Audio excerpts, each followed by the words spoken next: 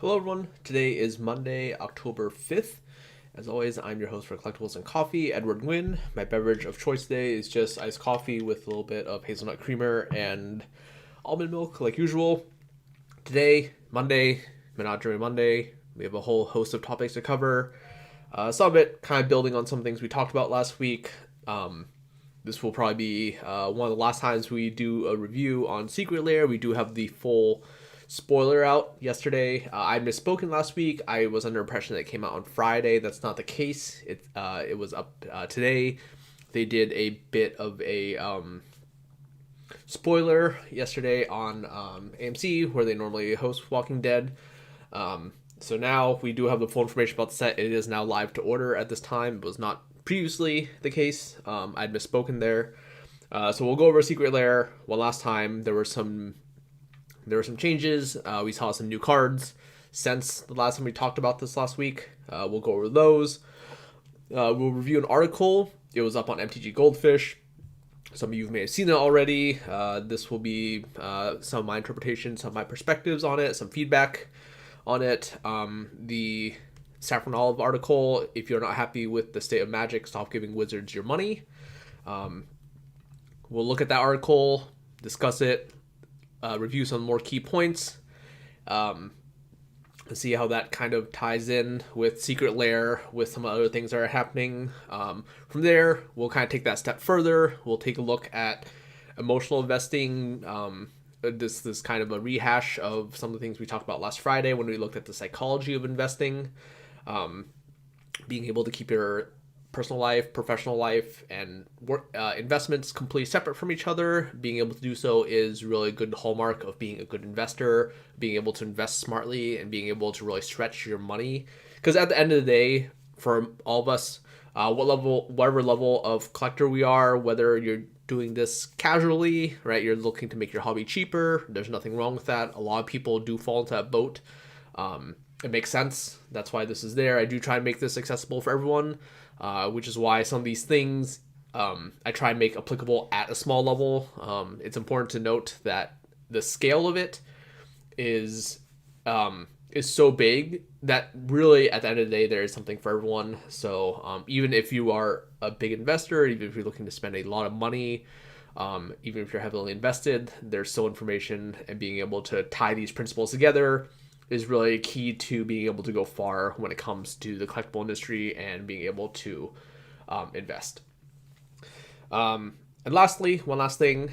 I won't spoil it right now, but it did catch me off guard. Kind of a surprise. Came out of the ballpark on the first last week. I didn't actually pick it up until over the weekend. Kind of surprising. We'll get to that at the end. Hey, thanks for joining. Appreciate you listening in. I appreciate the kind words. Sometimes I'm slow to respond to chat. I don't always look at it just because I'm trying to focus on my outline. I do see the chat at the end though, so thank you again. I do appreciate the feedback provided here. So let's hop right in. Secret Lair has been a pretty hot topic as of late. There's been a lot happening over the weekend. I think the biggest notes are the addition of the spoilers. There were two major spoilers. One of them, Rick, the white human creature. This was, I think, probably another card that is pretty pushed. On the surface, it looks very, very powerful to me. We do have to remember that these cards are eternal playable only. So Legacy, Vintage, Commander, right? We'll talk more about that in a second. So this would be powerful for modern. These are, like, I think Rick would definitely be too powerful for modern. It does give some life. There may be some chances that this is enough to push Legacy Humans over the top. Humans has already kind of been a somewhat borderline deck in Legacy.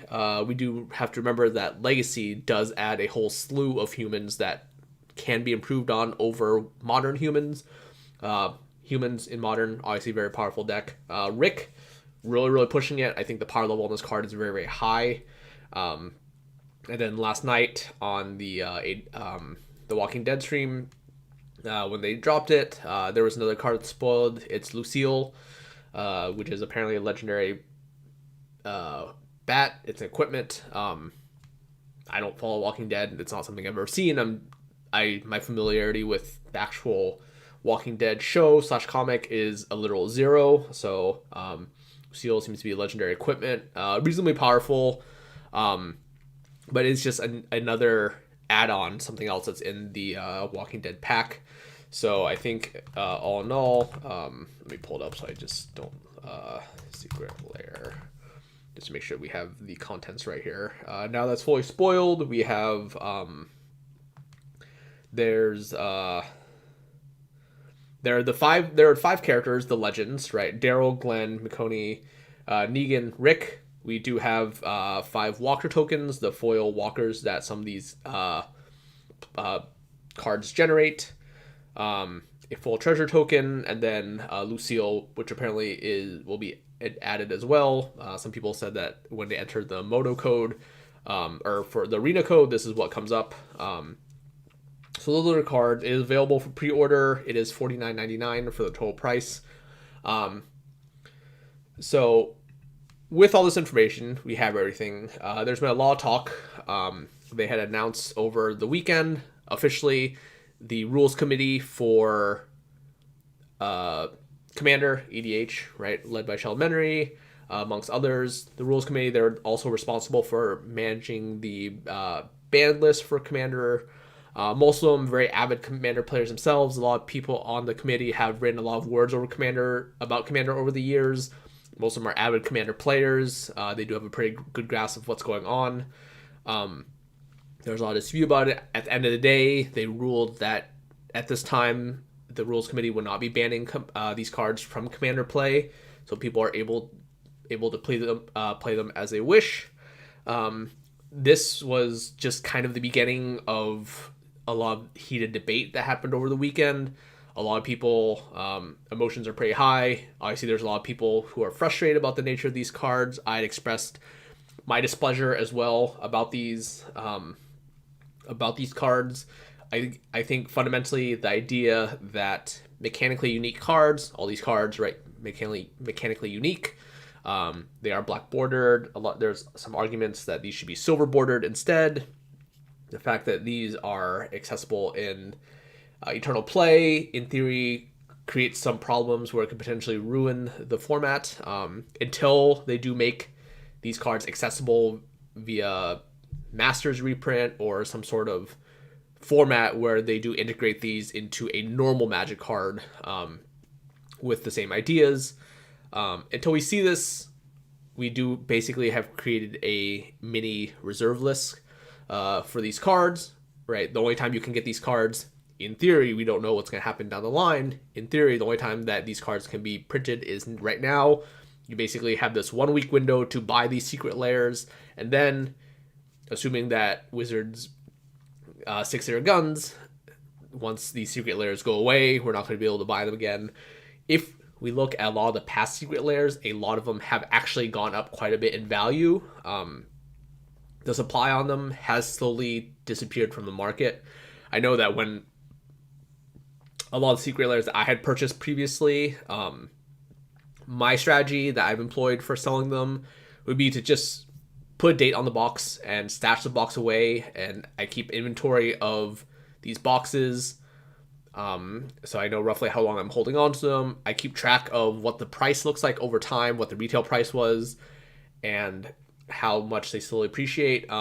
Usually the biggest surge is when people start to receive them. With production delays in our current world, with COVID, everything that's happening, a lot of these secret lairs, we're looking at a several month delay on them. There's a disclaimer on the Secret Lair / Walking Dead page. The estimated shipping at this time is going to be between January 4th and February 15th, right? If we were ordered this today, right now, we're not going to see these for at least 3 months. From there, after 3 months, right, we have to wait some amount of time. That's usually when supply is the highest. A lot of these will hit the market at that point. It is important to note that we may see something different compared to what we normally see. In the past, previous secret lairs, right, we've only ever seen reprints, right? There have never been any new cards in secret lairs. All the secret lairs have been reprints of cards, usually with cool art. So this product will be very, very different than the past. Like I mentioned with the previous product, when I buy them, I would usually stash them away and wait. I haven't been as keen on buying some of the more recent Secret Lairs as of late. One, production delay, it's been kind of annoying. That's kind of a whole nother topic. But with the previous Secret Lairs, I've been able to buy them, sit on them for 3 to 4 months. Some of them I'm actually still sitting on. I have a mixed amount over there. I actually need to go back and kind of get a head count on what I do have. I would sit on them for some amount of time. I would watch the supply slowly dwindle. And as the supply slowly dwindles, then I do start slowly listing them onto the marketplace. One of the ones that I've done very well with is actually, ironically, one of the ones that I thought would do the worst is the Secret Lair cat. Let me pull it up here. Secret Lair drop series. Secret Lair drop. Oh my God, kitties. Just looking on TCG Player right now. There are 11 total listings. Total number of quantities that are available for sale right now is 4, 7, 8, 9, 10, 13. There's 15 total copies. There's a few outliers. Someone has it listed for $549.99. Not really realistic price. There's another one for $300. Also not really realistic, but the spread from there, the cheapest one, $164.99, $10 shipping. And then 167, 170, 171, 180, 200, 235, 239. So roughly we're looking probably about $180 to $200 for this price. I had sold it most of these a little bit earlier this year. I'd gone out of them probably about like 135 or so. Surprisingly good return. I believe retail on this one was either $29.99 or $39.99. This was one of the ones that people didn't think particularly highly of. I know I didn't think very highly of it when it first came out, just because it was the cards themselves didn't actually seem very, very powerful to me. But it turns out casual cards, unique art is a recipe for success. Looking at this listings for The Walking Dead right now, a little silly because people can go buy these live. The fact that these are listed already is a little worrisome, but cheapest copy that's being listed on TCG Player right now is $150, 10 copies available, shipping is $299, and it's actually only going up from there. This may be indicative of what prices look like after this, right? This is a little bit too early to tell, but you have to remember, when after Friday, after these products are no longer available, the only place people will be able to buy these is going to be from the secondhand market, the aftermarket. We'll talk a bit more about that in a bit. But assuming people are going to take these, flip them right away onto TCG Player, right after Friday, you're not going to be able to order them direct anymore. This may be what the price looks like. And there very well may be people who missed out on the memo, didn't hear about this somehow, and then what happens next Monday if they want to buy it? Well, these are prices they're going to be paying. Just kind of to review some of the other Secret Lair sets. Walking Dead, that's actually, if I sort this market price high to low, not the best gauge, of course, but Walking Dead is the highest market price. Secret Lair April Fools, reasonably high. Not going to really count that one. That one not really available in mass to the public. It was kind of more done as a product for stores. They're kind of rare, kind of hard to come by. It makes sense that they'd be expensive. Oh my God, Kitties, actually the third most expensive Secret Lair. The next one after that, the Every Dog Has Its Day. Unsurprising. I wish I bought more of these, but as it turns out, cute animals, alternate art, recipe for success. This is the fourth most expensive Secret Lair. I'm not counting bundles here. The most expensive ones are the full bundle options where you buy them as a lot. Right, the summer bundle drop, kind of expensive. The Theros Stargazing, right, with alternate art gods, pretty expensive as well. I'm just looking at the individual ones. Prime Slime hasn't dropped yet, still fairly expensive. From there, most of them, they have slowly appreciated, not quite as much. Really, Oh My God Kitties is the outlier, the one that has really exploded the most in price. But most of these, I would say, have done reasonably well. They have certainly appreciated a decent amount. Some of these have kind of stayed stagnant. I think that's just an issue of how many are on the market. There's not a lot of listings on any one of these individually, which is kind of interesting to me. We'll have to see how it kind of plays out. It's possible that Oh My God Kitties may be a bit of an outlier, but most of these, given enough time, I think they'll do well as long-term hold. My issue with them, and this is one of the things why I haven't really been buying a lot of them as of late, is they're really bulky. It's a lot of air for not a lot of cardboard. So they're kind of a pain to store, especially when you're talking about buying, 15, 30, 45, whatever the maximum number of boxes is, and trying to stash that away. So short term, I think that Wizards will do well with this. No surprise, right? A lot of people are Walking Dead fans. There's probably a decent overlap between people who like Walking Dead, people who like Magic, especially if you're a more recent player who just got into Magic as of late. Buying, if you had picked up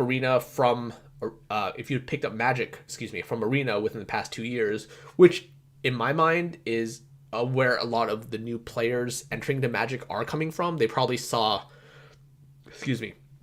Arena being streamed on Twitch. They probably caught sight of some of these Mythic Championships on Twitch.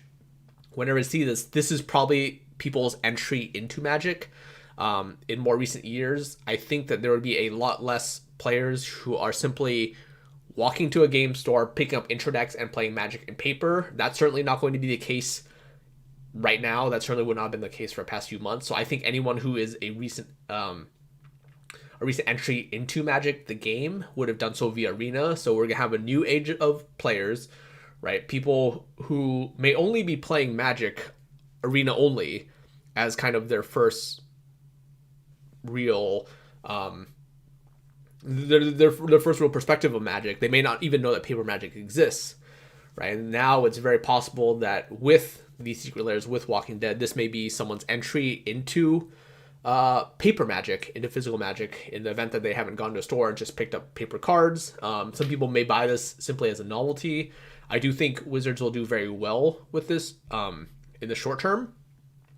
I think there is some concern. A lot of people have concern for the long-term prognosis about Secret Lair. I think what this implies is that with the introduction, and we've seen this over the past few years, and something that's steadily been gaining traction for them, is we've talked about how some other companies do a direct to consumer model, right? This is what's meant by direct to consumer, is something that you can buy directly from the manufacturer, the maker of the product itself. Compare that to, right, for most game stores, what they traditionally do is they buy a product. They buy a product from a distributor. The distributor, in turn, had to buy their product from either a larger distributor or they bought direct from Wizards. This was the case for a long time. There was actually a point when Wizards sold direct to the game store. That was something that went away a few years ago. This was kind of with the addition of Wizards selling product direct on Amazon, and making it available via big box store. They've kind of changed that. So that was the kind of the first point when they took that away from the game stores. So now as a game store, your only option is to go through your distributor for a product. And now Wizards is attempting to circumvent that entirely, right? They're trying to cut out the two middlemen. They're cutting out the distributors. They're cutting out the game stores. And now with the direct-to-consumer model, they've realized that there is a real market for them by selling these products directly to the consumer, right? Which is us, right? Because at the end of the day, we're buying products directly from Wizards. And there's no real source of distribution for these other than every single one that's out there, every single one that's out on the market. At some point, some individual had bought these cards, bought these singles, bought these sealed boxes directly from Wizards. And if you're buying them on the secondary market, right, that's aftermarket, that's the resale on it. Long term, I think this is something that will prove to be problematic. I think as consumers of Magic, as someone who previously played Magic, as someone who buys Magic and transacts Magic, I think that there is potential long-term damage, because if we look at the schedule over the past 2 years, right, I said this is something that that has steadily gained traction and is starting to accelerate, it feels like. When we first looked at the first direct-to-consumer product that we really had was the Mythic Editions. And the first Mythic Editions, the first two Mythic Editions, Mythic Edition Guilds of Ravnica, Mythic Editions, Ravnica Legions, they were fine products. They were they did well for what they were. They knew that market was there. This was kind of their first foray expanding into extended art, right? This is kind of in the heels of Ultimate Masters box toppers, right? They're kind of doing these. This was the first real full art, extended art Planeswalkers. And with them expanding on that, right? The first two, fine. They probably did well with them. They probably sold a fair amount. And then we come to Mythic Edition War of the Spark. And that was a huge problem in itself.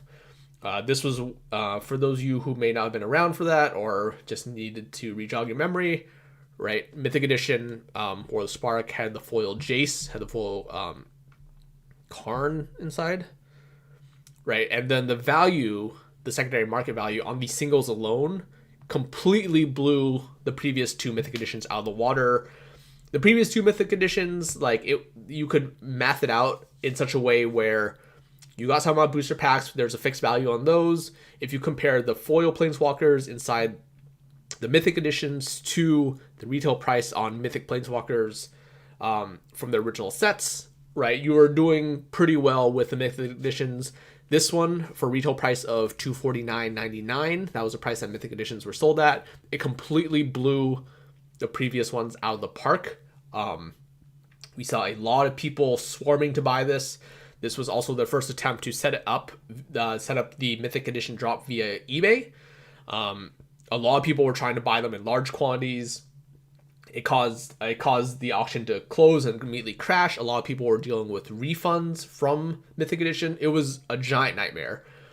From then, I think that was kind of what prompted them to move away from using eBay as their channel, as their means of distribution, and creating this completely separate Secret Lair website that allows them to basically control how quickly they sell it. For anyone who hasn't bought Secret Lair before, you actually join a queue just to prevent the website from completely just going kaput because of just everyone trying to log on buy at the same time. This was more the case towards the beginning. The wait hasn't been quite as bad.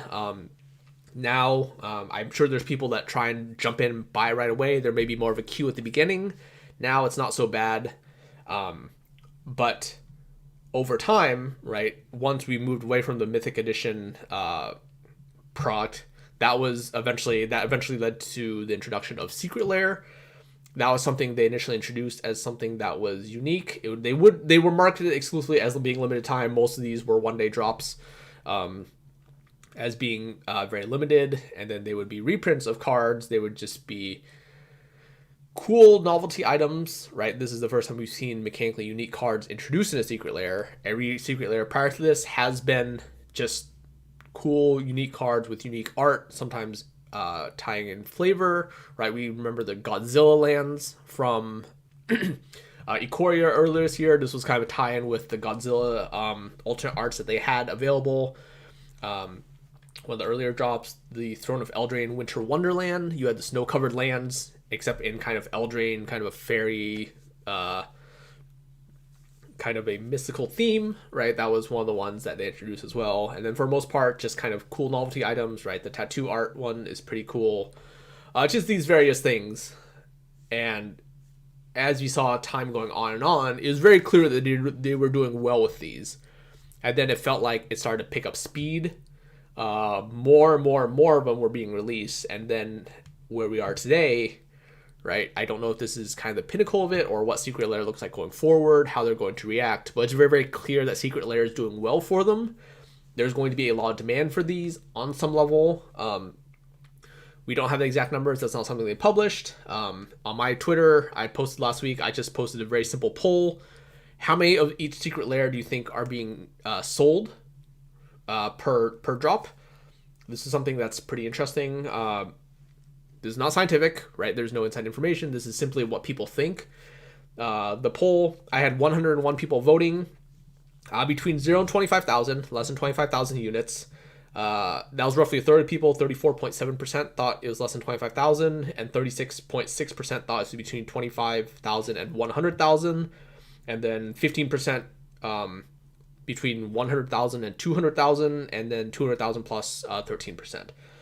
So I think the lower end is probably where I would put my personal vote as well, between 0 and 100,000. Those two together amount for a little bit more than 2/3, almost 70% of the total votes. I imagine that's probably pretty correct. To put this in perspective of how common / rare you are, how we want to interpret these, we have talked about a little bit about rare runs in the past when Wizards did publicly post the data.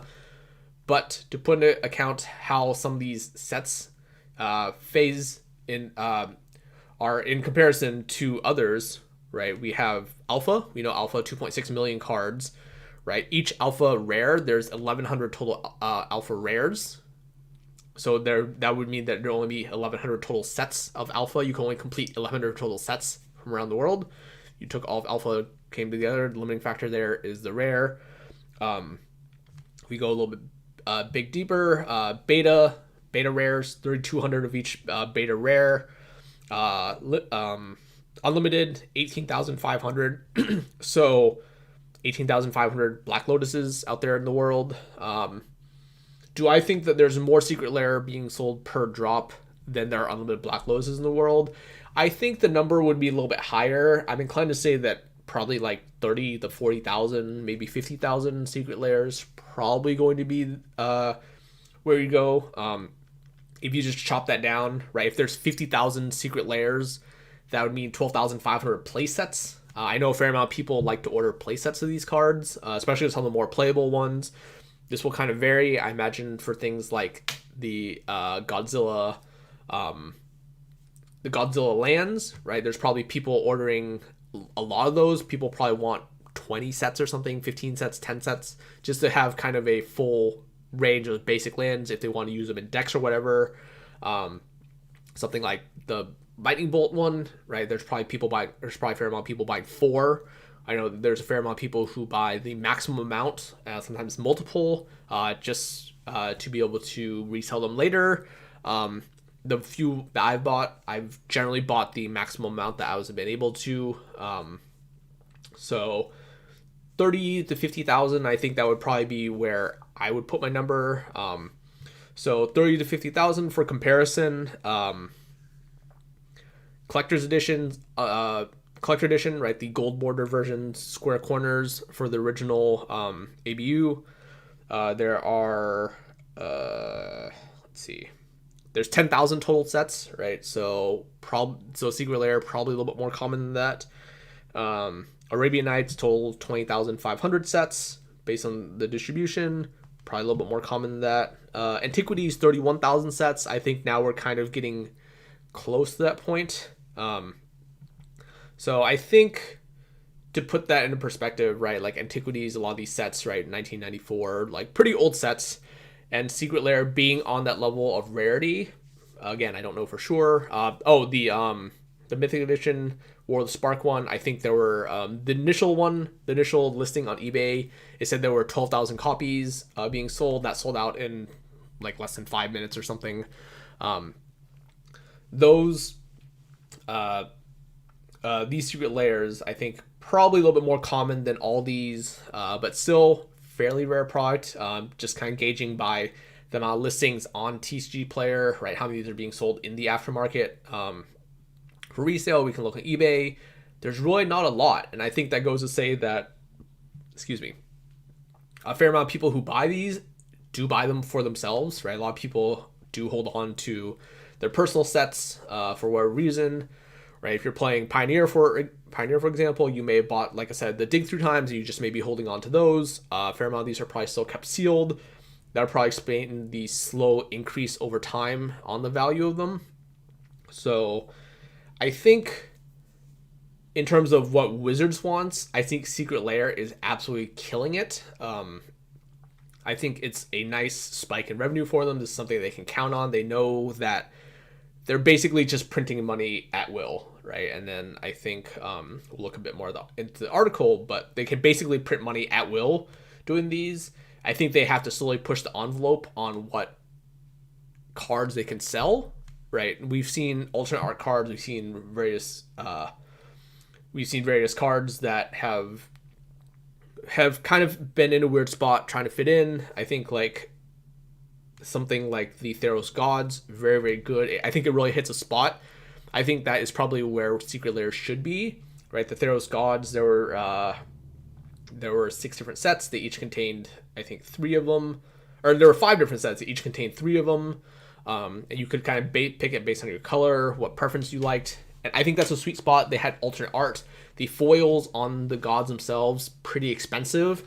So a lot of people are wanting to buy these. I think there's a fair amount of demand for them. I think that's a good spot for Secret Lair. I think right now they're trying to push that a little bit further. And now they're saying, okay, can we sell cards direct to the consumer?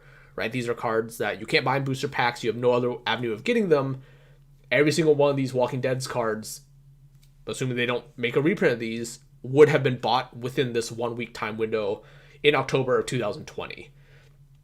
And now they're trying to push the envelope. So what's next? At what point does this stop? And I think that's kind of the dangerous precedent. It is a slippery slope argument. We don't know. We don't know these things. We don't know if they're going to reprint these, when they're going to reprint these, what the next Secret Lair set looks like. All these, it's entirely speculation. We have to see what the future holds. But it's very clear that Wizards/Hasbro is acknowledging that they're doing well with Secret Lair. This is something that is a profitable endeavor for them. This is something that they will continue to do. And I think we have to think about what it means going forward. There is a lot of outcry online. A lot of people are like decidedly unhappy with this. I sympathize. I think that they're not wrong in being unhappy. Again, I think there's a lot of uncertainty. We don't know what these cards look like in terms of how they affect the market, in terms of how they affect the formats that they're going to be legal in. Kind of a weird spot. We can't really play paper Magic, right? If what happens, it's very possible that, for example, if Magic was still happening right now, we still had Grand Prix, this probably drops, and then these Walking Dead cards show up and win a major Legacy tournament this weekend. That would create real problems. We don't have that option. We don't know what that looks like. So we'll just have to kind of follow online, see how these cards play out in actual competitive play. But here, we just have to sit and wait. I think that's kind of rough because a lot of us do want to know, okay, should I be buying these right now? And what does it affect long term? And I think most people are kind of in a pickle. Short term, right? If this actually pans out and people who are voting with their wallet, as it were, we'll kind of talk about that in articles coming up. I think Saffron Olive kind of hits on the head here. If voting with your wallet actually works, and instead of selling 30 to 50,000, we sell half that. We sell let's say 15 to 25,000 for whatever reason. All that means is that in the short term, if these cards do well, their secondary market price will completely explode, because in order to be competitive in Legacy, for example, people will be required to buy these cards and play these cards. And if they miss the opportunity to do so now, that means that they're at the mercy of these cards from secondhand retailers, people who are buying to flip them, people who are holding on to them, or simply people who had the foresight to buy these at the time. So it's a big gamble. What happens if this set does do well, or if it maintains the status quo, or if even it surpasses that? What happens if instead of 30 to 50,000, now we're selling, 50% more? Now we're selling 45,000 to 75,000, right? What does that mean? Well, that's a win for Wizards. That's a big W for them. So we're only going to see this type of thing accelerate in the future. So it really feels like a no-win situation. For the sake of transparency, I do plan on buying some amount of these. I'm not sure how many I will buy. I think this is one of those things where if you're looking to invest, even if you don't care about playing these cards at all, again, I know nothing about Walking Dead. It's not something I've never seen a TV show. I've never read a comic. From the way that's being marketed, I will probably buy some out, and I'll do the same thing I do with the rest of the Secret Lairs. I'll put them in a box, put a date on it, remember what the retail price was, and forget about it. And then in a few months' time, right, probably like a year from now or something, right? We have to remember this isn't expected to ship until January to February. If we wait a year from now, right, that's probably like 8 to 9 months for this product to mature. We'll reevaluate. We'll see how well it does. That's going to be my plan. That's not really any different than the plan for any other Secret Lair. I think that the collectability of these cards will always be there. You always have to remember that whenever a product is the first of something, there's usually going to be some sort of value associated with that. This is the first time that Wizards has really branched out from other IPs. I think just looking objectively, I think it would be foolish to not buy some. I think if you like Walking Dead, this is a buy for you. I think if you want to buy 4, just to be able to have these cards, right? If you buy 4 of them, there's 5-6 cards inside, right? So 4 of them, $200, right? You get a playset, that's like about $10 a card. If you can afford to do so, I think just buying 4, getting out of the way and not having to deal with it right now, perfectly fine. You also have to remember, if maybe you only care about getting the Ricks, for example, in case the Ricks and the Glens, in case you want to be able to hedge against a future legacy deck for humans. Maybe you just want those cards, you don't care about the other ones. It's very possible you could buy those, buy playset, have your playset of Glens, have your playset of Ricks for whatever competitive play, and then you don't care about Commander, right? You sell off the other sets to people who do just want to own these sets for Commander, own one to make a Commander deck around, what have you. You can sell those off, and that would probably offset most of your costs. I think that is a very reasonable play. I think owning 4, even if you're not super concerned about investing in them long term, even if you're not super concerned about what they do, what value wise will have long term, I think that's perfectly fine. That's a good way to offset a lot of your costs. If we do see these explode in price, right, that means that you got your Ricks, your Glens, what have you, on the cheap.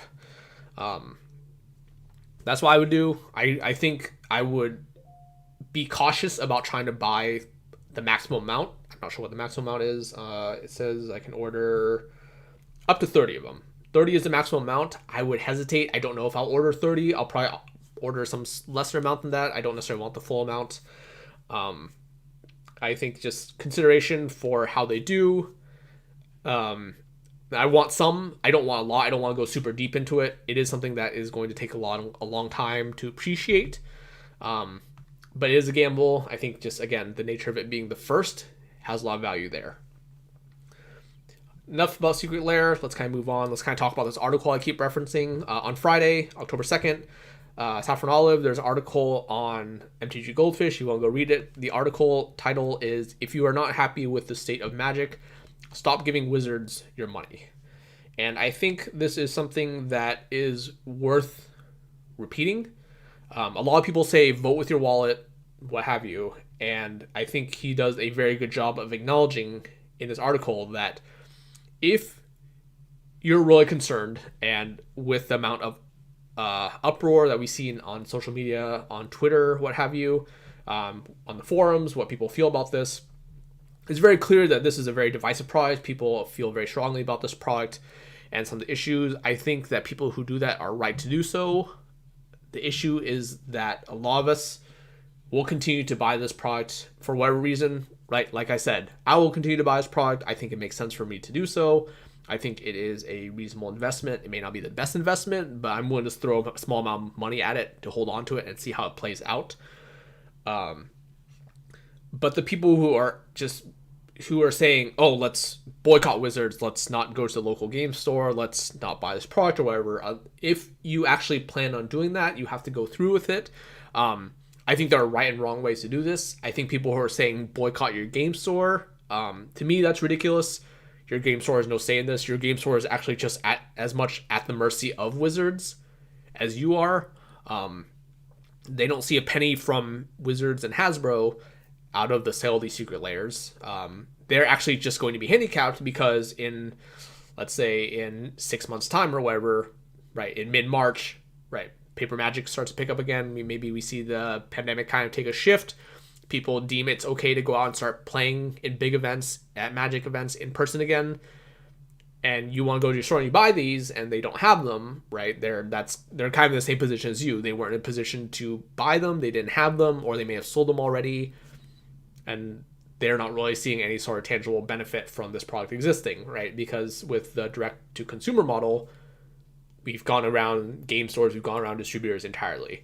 So voting with your wallet, I think that's a reasonable way of doing this. Again, one of the things that he does acknowledge, and one of the things that people have to remember is, let me find the exact quote in here. Um, and I think this is one that people need to take, that people really need to take to heart. As a Magic player and lover of the game, it's easy to forget that Wizards of the Coast is a business. Hasbro is an even bigger business. They exist to make money, period.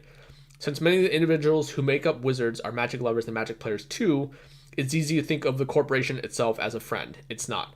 Corporations, and Wizards is no exception, are soulless, greedy monsters. Friendship to them means that for $2 they'll beat you with a pool cue until you have detached retinas. Thankfully, over the past 25 years, Wizards' goal of making money has mostly aligned with the community's goal of having Magic be a fun game. Wizards creates formats we enjoy and makes cards for us to play in those formats. In turn, we give Wizards our money to play with those cards. Everyone's happy, everyone wins. Again, I think the emphasis here is it's easy to forget that Wizards of the Coast is a business. Hasbro is an even bigger business. Wizards of the Coast, acquired by Hasbro, I think in about 2000 or so. They answer to Hasbro. Hasbro, in turn, has to answer to their stockholders, to their shareholders, to their board, right? These people don't care about Magic at all. I guarantee you the people at the top of Hasbro probably have not seen a physical Magic card in their life. They don't care about Magic. They don't care that Uro was banned, right? They don't care about the outcry that these Secret Lair cards are going to be legal in Commander, right? These are not things that they care about. That's the very nature of business. That's the very nature of a corporation. When you have to answer to someone else, and at the end of the day, the only thing that matters is to show that your chart is in the black and pointing up, and it shows that you're profitable. That's what they care about. And I think by acknowledging that, you have to understand why Wizards is doing this. A lot of people are saying this is unfair. Why would you do this? That's, again, something that it's very possible that Wizards of the Coast themselves had no say in this. They were probably given this as a directive by Hasbro. That would be my guess. It would be very clear in my mind that if Secret Lairs have done well, they have been successful for Wizards of the Coast bottom line for the Magic brand, this is something that Hasbro would want to capitalize on. They may not understand why it does well. They may not understand the appeal of it. But at the end of the day, if all they see is that this little bump in the graph that shows a huge surge in revenue, and that bump in the graph was due to Secret Lair, right, their initial response, without understanding the secondary market, without understanding these concepts of investing, without understanding the game of Magic, as a shareholder, right, the first thing you would say is, this bump in the graph, if it's because of Secret Lair, we need to print more Secret Lairs. That's the reality situation, right? There is not a lot of emotion in that decision. There's not a lot of thought. People are simply appealing to the rationale that this is a bump, this was profitable, let's make more of it. And then it probably comes down to Wizards. How can we make more of those? What way can we maximize how well a Secret Lair will sell? And that's on them, right? And then at the end of the day, it's on us as consumers to choose how to support that. That does put us in a bind, right? A lot of us love Magic.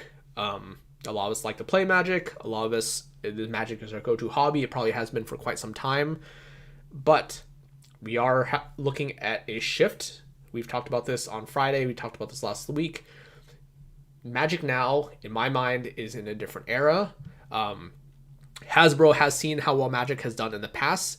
It's likely something that props up a big part of the brand. A big part that props up the Magic brand right now is Arena. We are currently in the Arena age of Magic. Whoever coined that is a genius. I think that really hits on the head. Any new player probably doesn't understand the implication of what this does. And that's fine. Wizards doesn't care because that type of player is likely going to be the target audience for this product. A lot of us who have played Magic prior to Arena for more than 2 years now, right? Some of us who started playing 5 years ago, 10 years ago, 27 years ago at this point, probably looking at this and feeling left behind. One of the things that I mentioned last Friday in my video discussing psychology and investing is that remaining fluid, being able to adopt, being able to stay ahead, is really the key to being successful. It is uncomfortable. A lot of us may not be used to this. A lot of us may not be used to the idea of what Wizards is doing right now because the changes are coming faster and faster. It's becoming more dynamic, but that's the reality of the marketplace nowadays. I think that Wizards is really capturing the idea that these are collectibles, these do well. There's a full range of people that are willing to buy these collectibles. And a lot of these players are new players. They may not have experience. They may not know what Magic was like prior to the Arena age, right? They may not remember they may not know what New Phyrexia was even, right? That's not something that concerns them. They got in within the past 2 years through Arena, and then this is the type of player that Wizards of the Coast and at the end of the line, Hasbro is trying to appeal to, because these are players that have made them money. And we know this. We have seen this. We have seen this in the shareholder reports, in the shareholder quarterly reports. It's been reported time and time and time again that Arena is doing very well. Arena is surpassing expectations. Arena is carrying the Magic brand. And those players are the people that Wizards wants to be selling to. They don't necessarily care that entrenched players, people who have been loyal to a game for years and years on end, may be left behind, because they know that at the end of the day, they will likely have your money anyways. If you've been playing Magic for this long, if you're a legacy player, if you're a vintage player, right, if you're a commander player, and you've been playing this game for a long time, they're counting on the fact that your loyalty to the game, how long you've been playing the game, is going to keep you from going cold turkey, right? We kind of think of this very cruelly in terms of a drug addict or someone who smokes cigarettes, for example, right? Marketing for cigarettes, we see this a lot back in the 90s or wherever.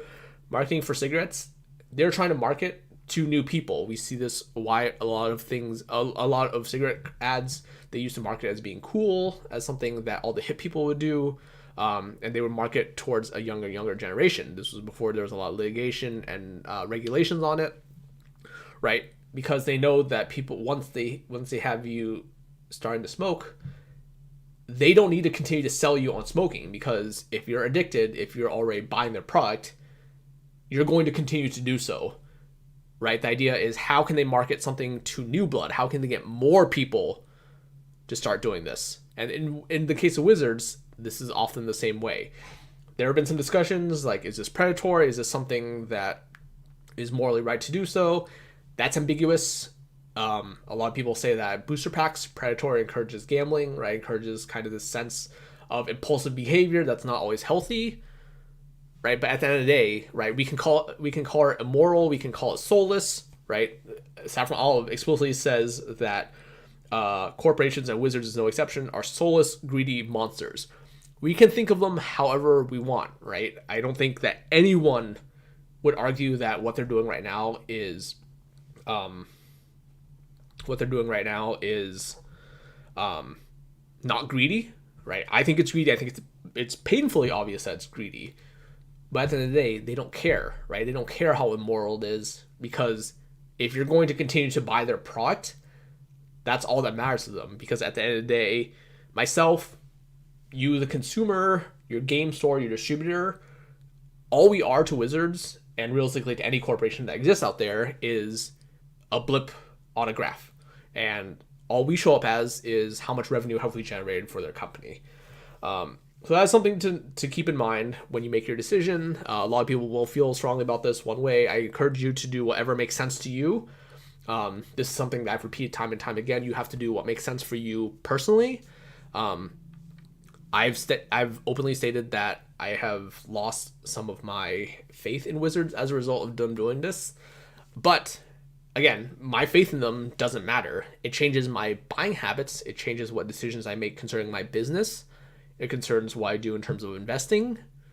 But at the end of the day, if what I do and what you do doesn't affect their bottom line, then they're going to continue to plug ahead. So you have to do what makes sense to you. If this is something you're troubled by morally, do what's right for you. At the end of the day, only you can make that decision. You just have to read this article, take into account that the very bottom line, the very fundamental of this is Wizards is a corporation, Hasbro is a corporation. They are there to make money. That is what any business wants to do. And you can't ever forget that. And you have to be able to make your decision accordingly. So that's enough about Secret Lair. That's enough about the article. If you want to read that, move on. I actually spent way longer on this than I had anticipated. Um, so to kind of tie this in, when we're making decisions about our business, for those of you who do own a small business out there, or those of you who are wanting to invest, those of you who are trying to make your game cheaper, it doesn't matter. One of the most important things that you can do is you have to be able to separate what you think personally and then your emotions, and be able to separate them from business and being able to make rational thought. One of the big things in psychology and investing, right, we discussed is that people make irrational decisions. People make poor decisions, not to necessarily to any fault of their own, but because we have things like cognitive bias, because we have things like social media that influences us.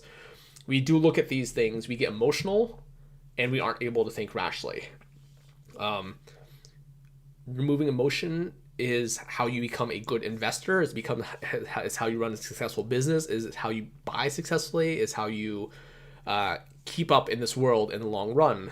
Because emotional investing, it is very, very dangerous. A lot of people lose money by doing this. We're not talking in the world of collectibles. We're talking about investing firms, of stock traders, right? People lose big, big, big money doing this because they can't keep their emotions in check.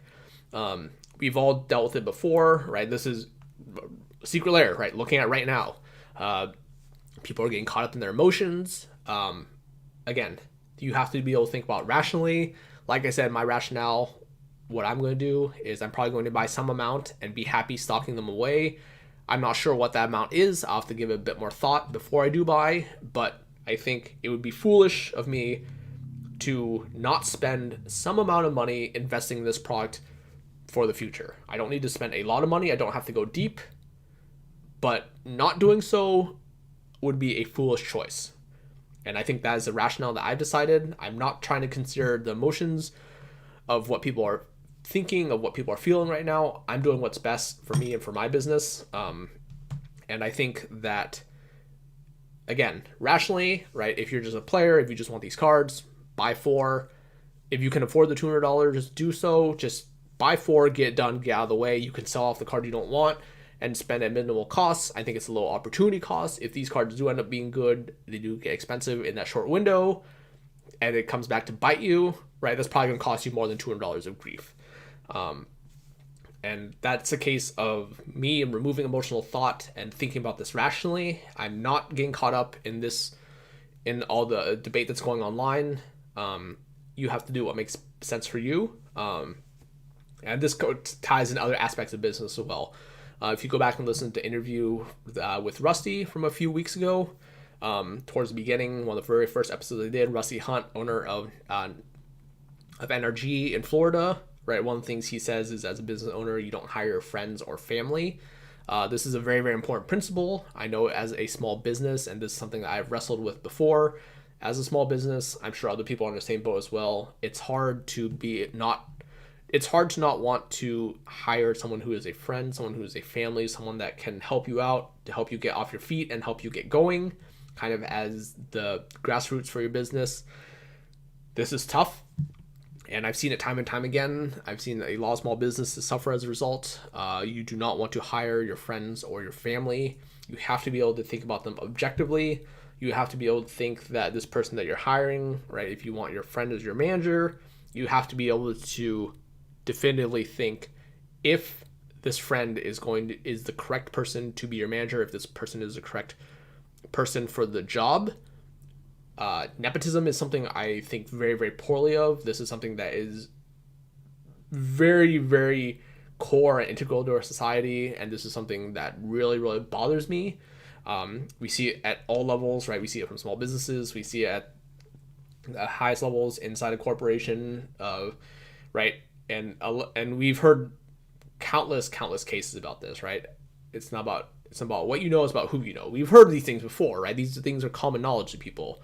And I think that's because people aren't incorporating the right amount of thought. They're not keeping their emotions in check. Hiring your friend right now is going to be something that 99.9% of the time will come back to bite you. And I've seen this from experience. I've seen this before. I've seen this played out countless times. This is usually a one-way ticket on that relationship with your friend or a relationship with that family member. Don't do it. It's not worth it. It's going to come back and bite you in the end. A lot of friendships, a lot of relationships are lost over this. This is a very, very good way to do so because people aren't able to control that. Naturally, if you have someone who is your friend, a family member, you're inclined to favor them. This is force of habit, right? This is not something that can be avoided. And I think if you can say objectively that you would not treat them differently, I would be very, very inclined to disbelieve you. And that's why people don't do it, right? I think that at the core, if you're trying to build a successful business, if you really want to get ahead, you have to be able to keep that emotion in check. You have to be able to think rationally because this person, your friend, your family member, is going to influence you negatively. And I think that is a dangerous, dangerous precedent. I think that's why a lot of businesses fail. A lot of small businesses rely too heavily on that friend or family. And then once something goes awry, they're left picking up the pieces. This kind of ties in with investing as well. You have to be able to check things at the door. Don't necessarily follow what your friend or your family does. Right? Confirmation bias, that's one of the things. It seems like they have success with it. When it comes to investing, is you see reports of someone else doing successfully with buying something, you get caught up in it, and then it's like, man, I should be investing in that before it gets out of hand.